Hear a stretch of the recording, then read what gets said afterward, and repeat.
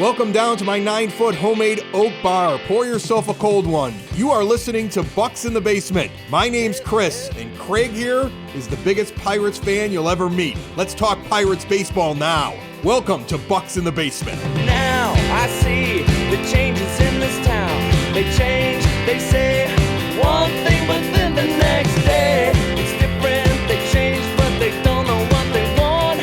All they do is change. Going left, going right, travel day, travel night. That's where we'll go. No excuses, no goodbyes, no one cries, no one lies. We'll never know.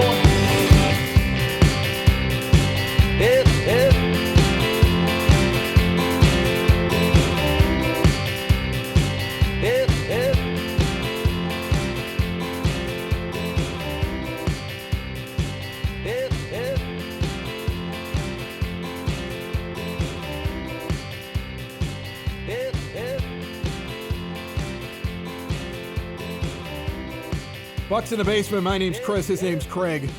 Hey, buddy. Hey, man, how you doing? They're not doing too well. They're not doing too well, are they? Now, it's only 4-6 over the last 10 if you try to put it in perspective. But, man, not doing too good. What are they, a game over 500? I said this was going to happen. I don't know who I blame it on, though, right? So who do you blame it on? You blame it on the players? You think Shelton's not doing what he's supposed to do? You think it was all a figment of our imagination what they were? Or is this just a normal early season funk? I think it's a mix of all of the above. I mean, even before when the Pirates were like 9-2, we basically said that, they weren't doing everything great. Like the defense was kind of getting pulled out by a couple, well-timed home runs, whatever it may be. We said that, Shelton wasn't making some great decisions as far as things go. But the other side of the coin on that is that if, your bullpen is doing everything you need them to do, your players are doing everything they need them to do, and you look like a genius. And when you put a guy in and he's supposed to, shut stuff down and he doesn't, kind of even like just like an example, a recent example, but it's kind of like goes across the board with everything is you bring in Chapman, and Aroldis Chapman the day before gets like 3 strikeouts and does everything he needs to do. And then last night he, pretty much walks the bases loaded, and you are in danger of either, losing the game or at least being tied or something at that point in time.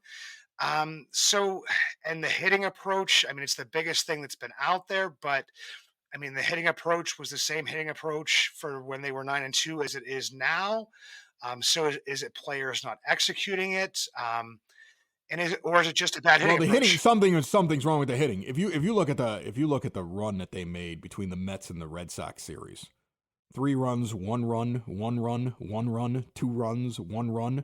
It's brutal. They weren't able to get any offense together, and that. I think the thing that bothers me the most, like if you're going to get swept, if you're going to lose 6 in a row, sometimes you want to see that the teams that you went up against were just a different class of teams. We're talking the Mets and the Red Sox. These are not good teams. And I think that's what's frustrating. No, we played the Red Sox without Devers, without Casas. We were playing, I think on Sunday, it was like pretty much half of their AAA roster. And you lose 6-1. Yeah, that's bad. And here's the thing is, everybody knows it. Maybe that was following me on the X or the Instagram or whatever. There might be some stuff out there. I was down at the park on Friday and Saturday, and those were some depressing games to a degree. But I feel like the one on Sunday was kind of the most depressing one in general, just because, the Red Sox put out their Sunday lineup and the Pirates just couldn't get anything going. Now, of course, they win against the Brew Crew last night, actually first game against a divisional opponent this season. But Jared Jones went out and shoved because Jared Jones has gone out and shoved every single start so far this year.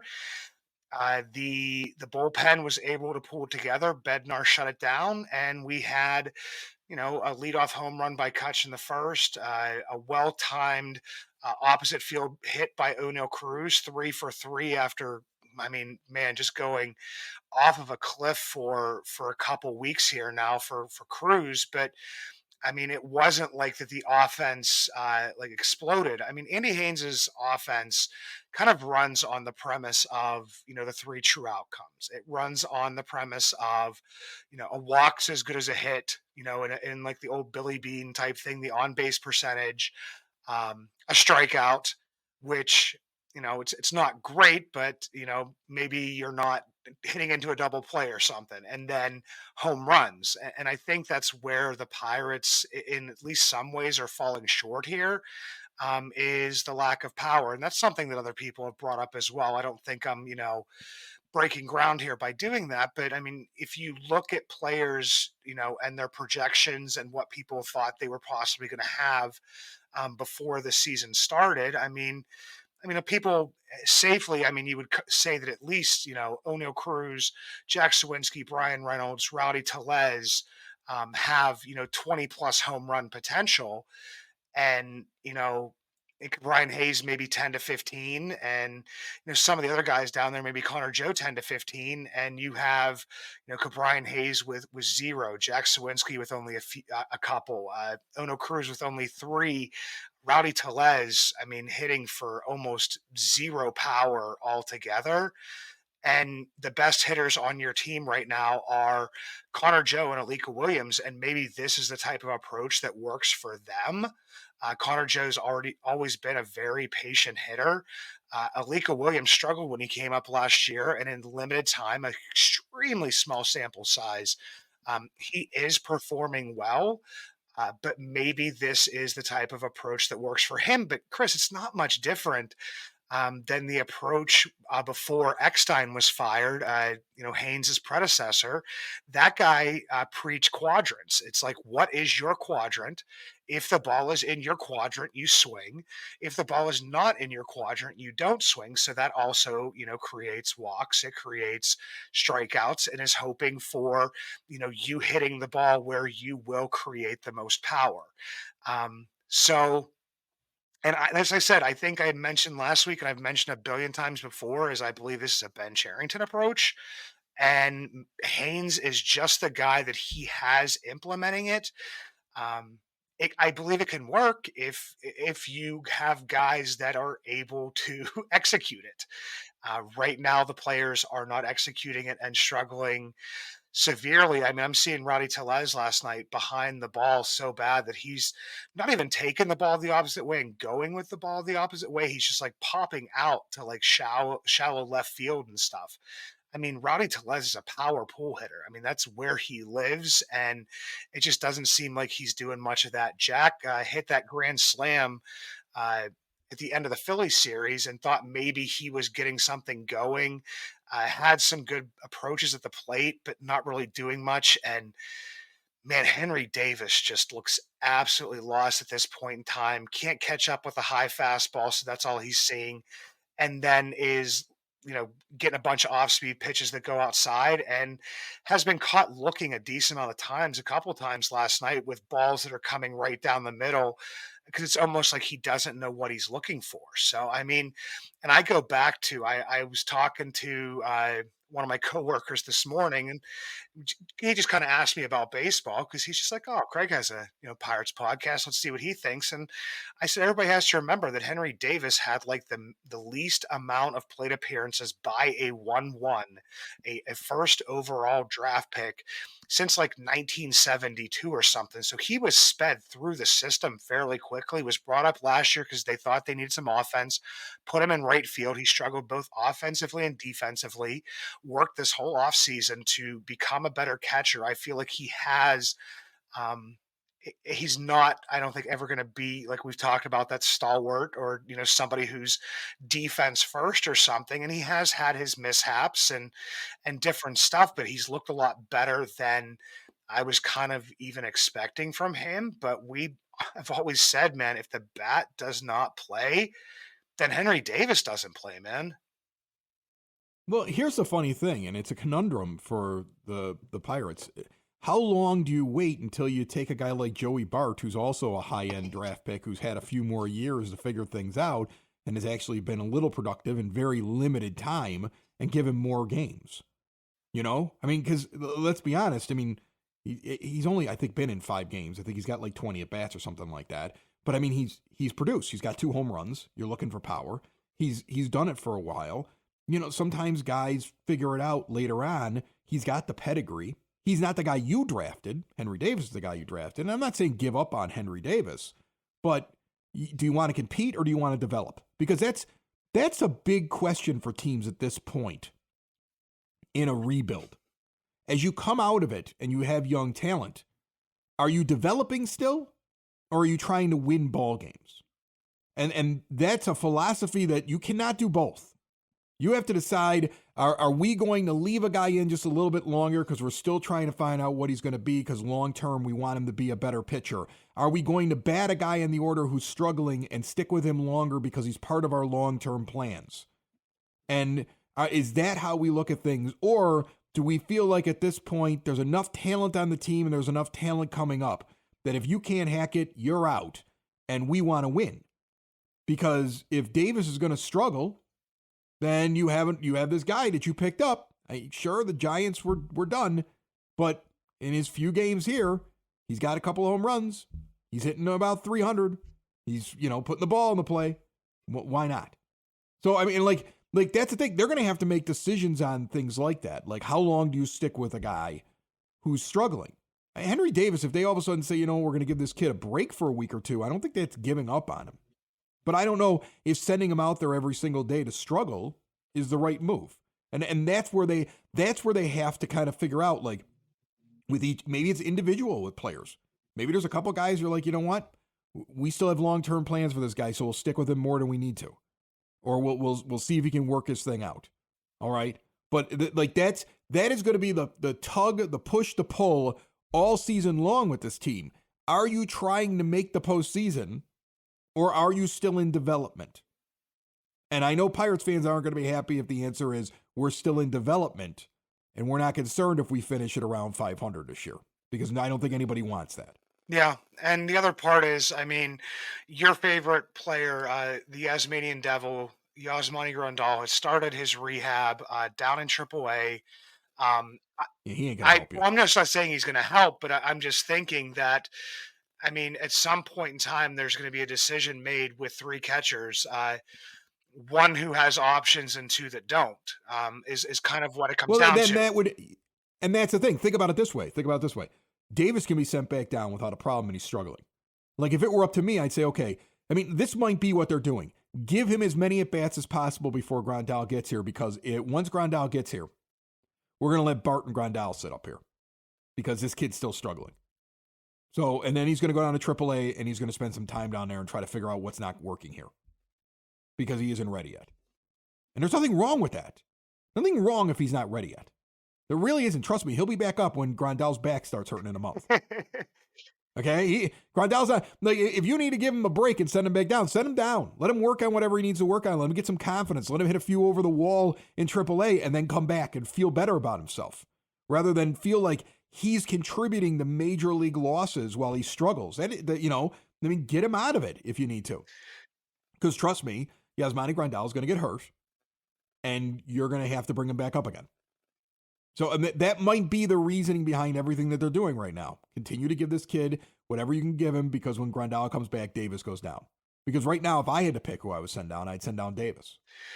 I can't disagree with you, Chris. I mean, it's not something I really want to say. I definitely want to see the kid succeed, but I mean, he obviously also... He's still going to succeed. I mean, he could still turn into something. You could go down and then come back up again. Your career's not over. Yeah.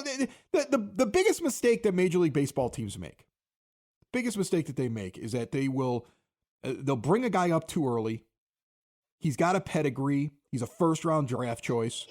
And things aren't working out, and they're afraid to send him back down again. I don't think you do a guy any favors by making him go out there night after night in front of very large crowds on television, where the team itself, especially when the team is struggling, right?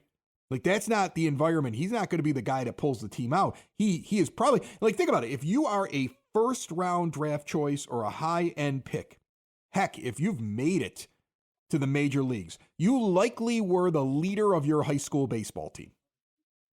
You likely were the star who used to pull your team out of garbage.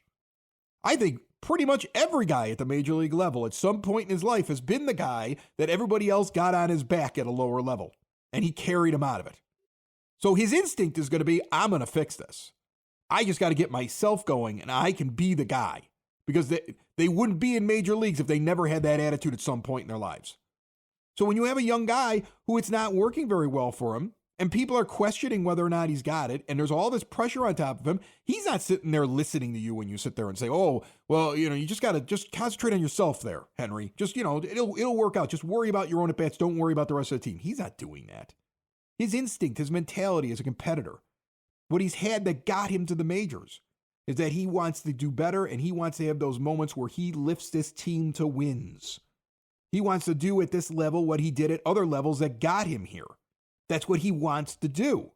All right? So there's nothing wrong with taking a guy like that when everybody's struggling and saying, all right, young man, go down there where there's no pressure and work on the specific things that you're not working on.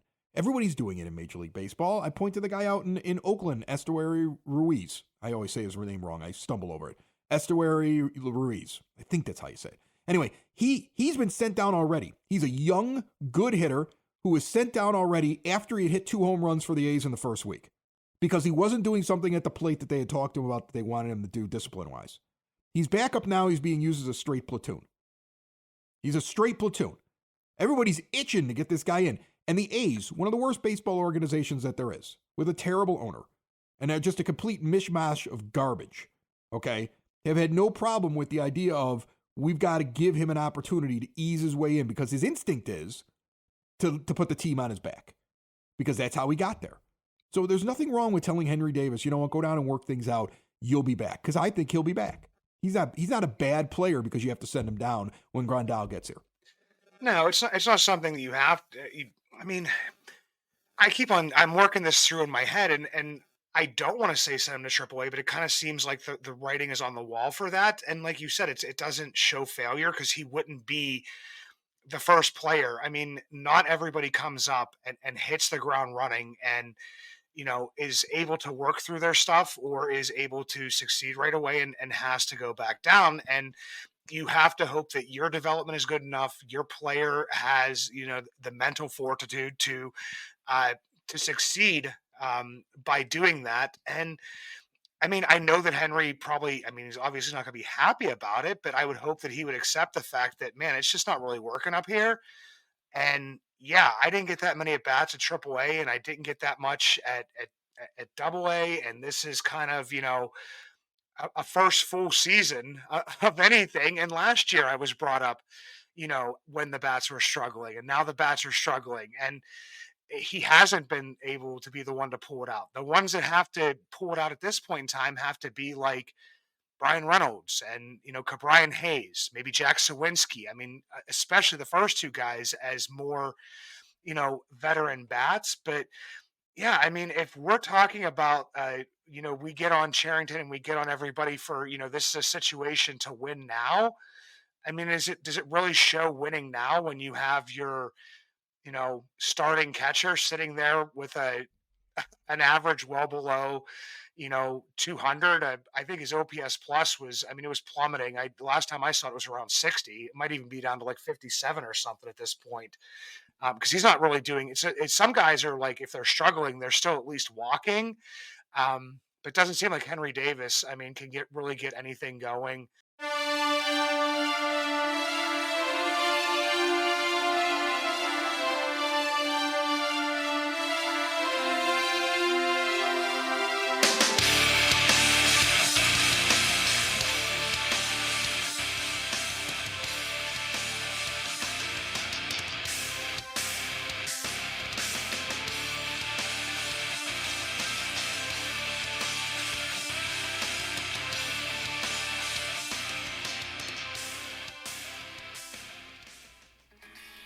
Are you a fan of the Pittsburgh Pirates and supporting small businesses? If so, Bucks in the Basement has you covered. Introducing the Bucks in the Basement Vouch Store with products from places like Split Rock Coffee. Coffee with a purpose. Established, owned, and operated by disabled veterans, sworn to protect America. Or Camp Craft Cocktails. More than cocktails. It's a mission to build longer tables where everyone is welcome. We try and vouch for these products. Bucks in the Basement. Proudly brought to you by Vouch. Visit our Vouch store at bucksinthebasement.com or simply click on the link in the show notes. You talk about that platoon thing, and for some reason that just clicks something in my head, and I hate to go down like a rabbit hole or to change subjects completely. I don't know how much more we could talk about Henry Davis. I think we're both on the same page with that. But it's the whole thing with the platoons, like with Connor Joe and with Edward Olivares. Connor Joe is a guy that throughout his career, I mean, I was looking up his career um, platoon splits. Right hand versus right-handed pitchers, Connor Joe's a right-handed hitter. His OPS is 727 for his career. Against left-handed, it's 788 for his career. Last year he did a little bit better. It was like 820 versus, 720. But this year he's actually hitting better against right-handed pitchers, and Rowdy Tellez really isn't hitting at all. So it's like, You're saying there's absolutely no reason to be doing a platoon, and that maybe Rowdy Tellez should step aside, and Connor Joe should be playing every day at first base. And I'm 100% with yeah, you. I'm 100% with you. I was going to bring it up earlier, but I was like, well, I think the writing's on the wall. Connor Joe's killing it. He can play first base, and again, Tellez comes off the bench. You can still use him. You don't have to get rid of him. But you're struggling offensively. That's the biggest. Again, when you're struggling offensively, and this now turns the spotlight on Shelton, because I asked you who's responsible for this, and you're like a little bit of everything, and he was in the group of people I said were possibilities. It's up to the manager to say, okay, the bats aren't working. We need to run a little bit more. We need to create runs. We need to kind of juggle the lineup a little bit. We got to go with the hot hand. Connor Joe's hot. Okay? He's hot. Use him. yeah. And the other one for me was more of like an Edward Olivares. Edward Olivares. I mean, everybody kind of pointed towards his platoon splits before, and I remember, people can go back and listen to this, I brought up to Jason Mackey the last time that we had him on, and I just basically said, coming up through the minors, Edward Olivares actually hit right-handed pitchers better than left-handed pitchers. And you look at his platoon splits for his a little bit younger of a career, but against right-handed hitters 727, against left-handed 728. And he's actually like one of the guys that's hitting the ball well. If you want to get these things going at some point in time, instead of just letting everybody sit there and just completely struggle. I mean, Jack Sawinski, I mean, for the most part, aside from that grand slam and a home run that he had against a left-hander, which feels like a lifetime ago, even though it was only a couple weeks ago. I mean, hasn't really been doing that much. And I mean, just maybe get him into the thing more. I mean, we're seeing problems in the outfield because the outfield is just getting moved around so much. There's like no consistency in the outfield. You have, Reynolds playing right field one day and playing left field another day, and then you'll have a different guy in center field, and then Michael A. Taylor will be in there. And we've just seen a lot of miscues from outfielders where it's like two guys going for the ball and like nobody's calling for it. I feel like I'm watching my son's little league baseball team at times. I mean, some of that stuff has to do with having, number one, a strong voice in the outfield. And I know that Michael A. Taylor has performed well at periods of time, but there's been times where it's like, well, that should be the center fielder's ball and he should be calling for it. And there's like a lack of communication there. So I mean, I don't know. So I feel like that. I mean, I know that a lot of times, and I think somebody showed it last year, that lineups are, kind of fluid in Major League Baseball at this point in time. And there was only a handful of teams that used, the same or even a similar lineup more than, a handful of times. But it seems like at some point in time, like I like analytics, Chris. You know that I like analytics. I study baseball savant, like on the regular, and we point out a bunch of that stuff at different times. But sometimes when it's like, okay, the analytics are saying this, but for about the past 2 weeks, the eye test has been showing me this. maybe we need to reevaluate. Maybe, the eye test is working a little bit more now, and it's something that can be revisited. Like I said, you said Telez doesn't have to, like, it's not like he's gone. But a lot of times some guys just get him back in the cage and rework something and rework an approach and bring him in positions against a guy he's been really successful against or something. You know what I mean? Like, there's changes that could be made, but it almost seems like, okay, we're going up against a righty, so we got to put Telez in there and we got to have Sawinski, and it's just like sometimes, like, if a player's on a cold streak and just needs to sit for a couple days, let him sit for a couple days. Maybe they subscribe, maybe Derek Shelton, maybe Ben Cherington subscribe to the same thing that my dad always used to say about baseball. Wait till Memorial Day, look at all the stats, look at the standings, that's your team. Maybe the idea is, hey, we got to give everybody a couple months here to see what we have before we overreact and take a guy out of a lineup. And if that's the case, fine. I mean, and look, if they got to Memorial Day and they were a team that was hovering around 500, I said it a couple of weeks ago, it aggravated people who just wanted the world. And I said, what I really want for this team is just to be a 500 team, maybe a couple games above it when they get into the summer, because there's arms coming and you know more about your team and you know how to use your team at that point. If you have Telez doing what he's doing now, when you get to the end of May, you can't walk into June doing the same thing. Then you're a fool, right?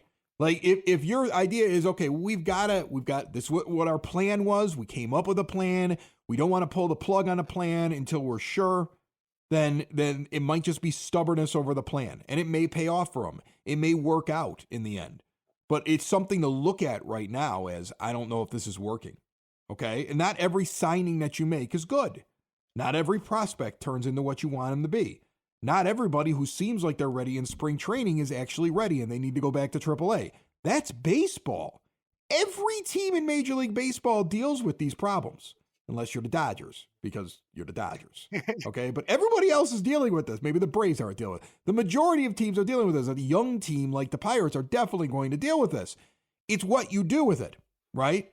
And again, this always goes back. I have a hard time being angry with how the Pirates are doing things in the moment based off of a couple of games, when in reality what we're looking at is a large body of work over several years in the hopes that they could put together a core that they could go out and start having winning season after winning season and play winning baseball going forward, right? And so we're at this weird phase right now where I'm sure there are guys that Ben Cherington will have a hard time saying that guy didn't work out, because he either traded for him, signed him, or developed him, and he planned on him. And there are going to be guys that Derek Shelton's going to have a very hard time saying, that guy did not turn into what I thought he was going to be. And this is a real crossroads for a team that's coming out of a build. Because you're going to eventually have to, you don't want to be impatient. You don't want to take years of work and throw it away because you had 2 weeks. But there's going to be a point this season where some guys, they're going to decide what this person is. Are they ready yet? Is it next man up? Is there somebody else who would you rather go with? Did this guy work out? Did they not work out? I mean, right now I would say that I wouldn't think Rowdy's got, if he's still doing this at the end of May, he should not be in the lineup every day. If they really believe that the baseball card's going to come true and they just got to give him some time, maybe don't blow up the plan early. It is still April. You know, it's that you're not 10 games under. You're not 5 under right now. You still have a winning record. Don't worry about the standings. Don't worry about where you sit in the standings. Don't worry about if you're in first place, second place, third place, fourth place. Just look at your record right now.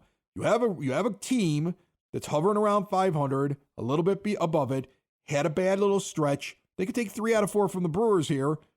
And yes, the problems will still exist, but I wouldn't overreact to something yet, right? Like I'm not ready to overreact.